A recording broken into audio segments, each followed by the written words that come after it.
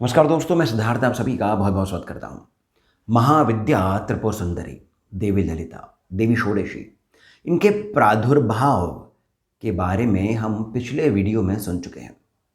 हम ये जान चुके हैं कि किस प्रकार मनमथ को महादेव ने भस्म किया, फिर मनमथ की भस्म से ही, उनकी राख से ही एक असुर का जन्म हुआ जिसका नाम पड़ा भंडासुर। और फिर उसके त्रास से, उसके कष्टों से निवारण के लिए ही देवताओं ने महाशंभु की उपासना करी। महाशंभु ने बोला कि आप सभी को काम प्रलय के लिए देवी ललिता की उपासना करनी होगी। और फिर हमने देखा कि किस प्रकार देवी ललिता त्रिपुर सुंदरी का प्रादुर्भाव हुआ।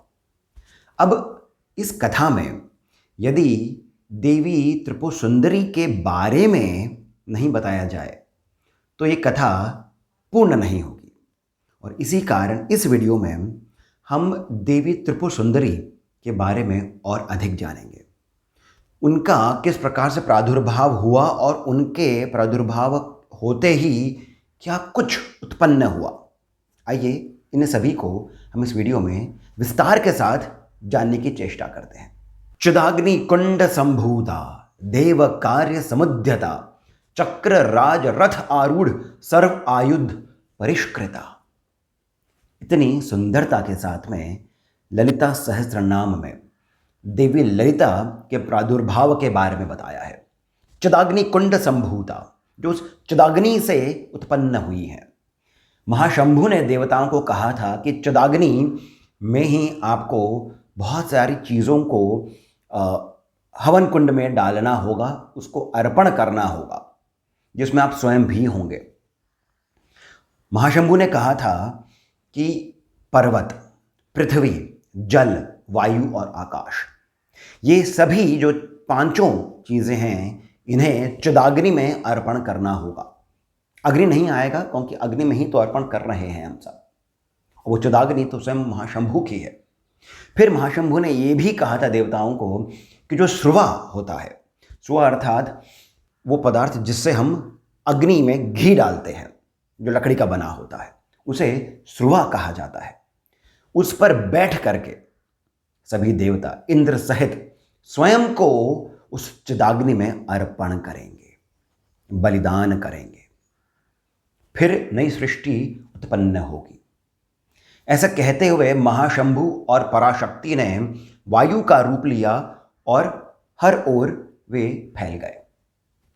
जब देवताओं ने वो महायान जब किया, तब जब देवी प्रकट हुई तो किन किन वस्तुओं को लेकर के वे प्रकट हुई और क्या क्या उनसे उत्पन्न हुआ, आज हम इसी वीडियो में समझते हैं।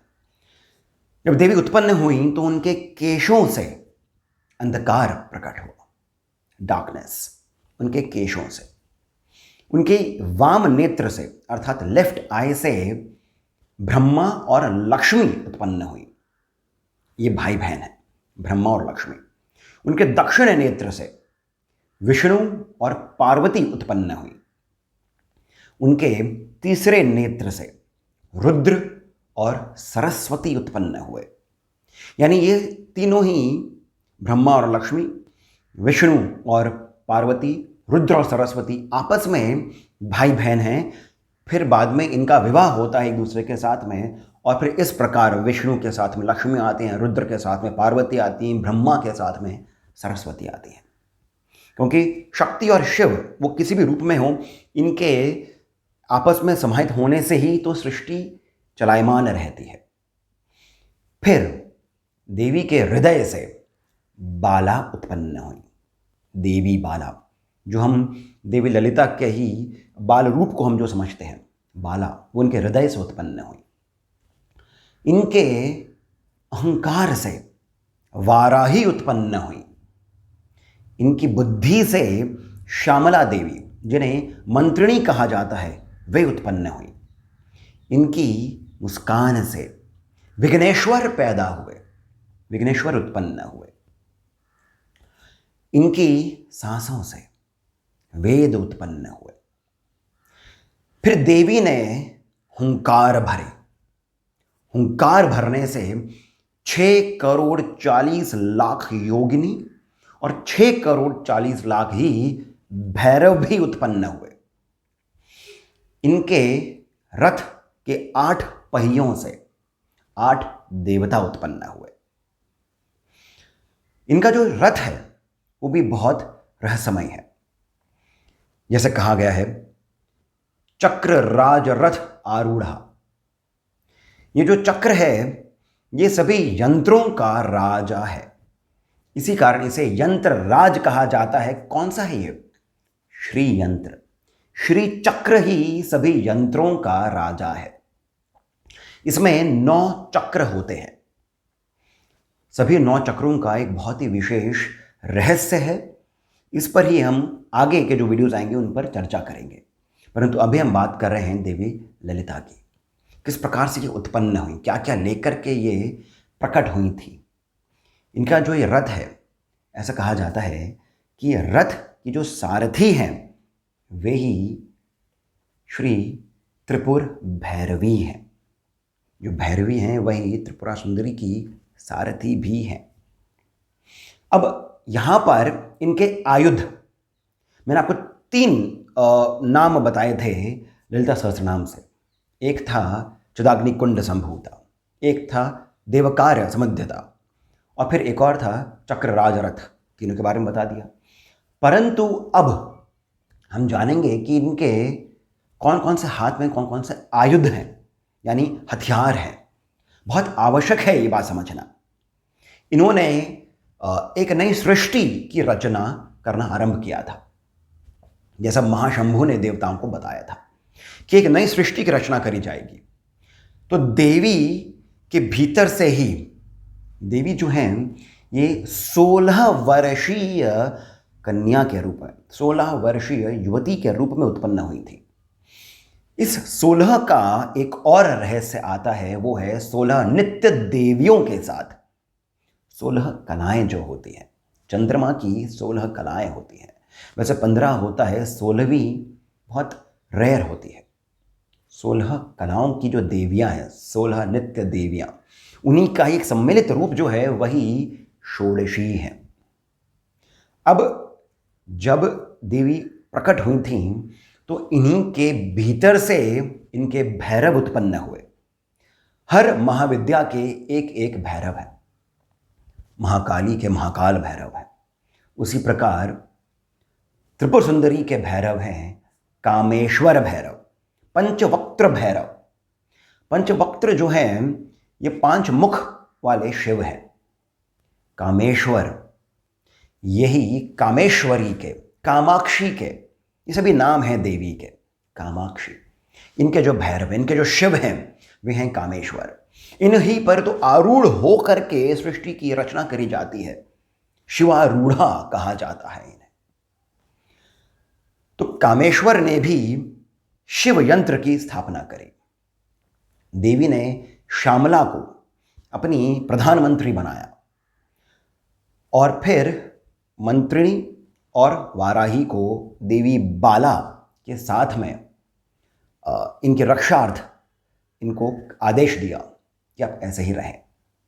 जो 6,40,00,000 योगिनी और भैरव उत्पन्न हुए थे, यही इनकी शक्ति सेना बने।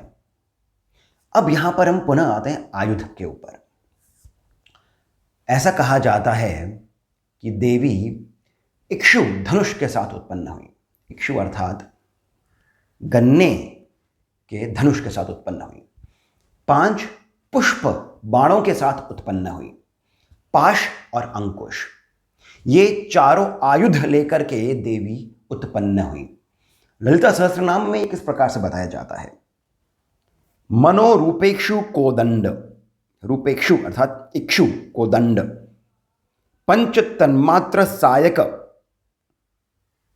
ये 5 जो तन्मात्र हैं ये कौन कौन से हैं? रस, रूप, शब्द, गंध और स्पर्श। इनके साथ में उत्पन्न हुई, यही 5 बाण है। फिर आता है राग स्वरूप पाशाध्या, ये पाश है। और फिर अंकुश के बारे में आता है क्रोध अकारण कुशोज्ज्वला, अर्थात ये सभी आयुध जो हैं हथियार जो है इनके साथ में देवी उत्पन्न हुई है। ये दुष्टों को दंड देने के लिए उत्पन्न हुई है।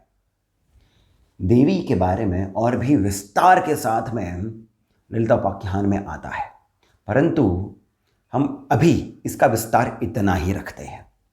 अगले वीडियो में हम जानेंगे कि देवी ने किस प्रकार अपनी यात्रा निकाली भंडासुर को दंड देने के लिए, और फिर उसके भी विभिन्न रहस्य हैं। जो पिछली कथा थी उसमें भी कुछ पॉइंट्स को, कुछ पात्रों को भी मैंने छोड़ दिया था, इसमें भी मैंने कुछ रहस्यों को छोड़ दिया है। इसका कारण यह है कि हम सभी रहस्यों को अगले वीडियोस में जानेंगे। आशा करता हूं कि आपको ये वीडियो भी सुंदर लगा होगा। देवी के रूप के बारे में आपको जान करके हर्ष की अनुभूति हुई होगी। श्री चक्र के बारे में भी हम आगे के वीडियोस में अवश्य ही जानेंगे। तब तक के लिए मैं आप सभी से अनुरोध करता हूं कि कृपया करके इस वीडियो को आप लाइक अवश्य करें, सब्सक्राइब करना हमें नहीं भूलें, और कमेंट सेक्शन में जो पहला कमेंट पिन है वहां पर जाकर के पेटीएम, जीपे इत्यादि के माध्यम से जितना अधिक हो सके उतना आप हमें श्री सहयोग भी प्रदान करें। इसके साथ मैं सिद्धार्थ अब आप सभी से जाने की अनुमति लेता हूं। धन्यवाद।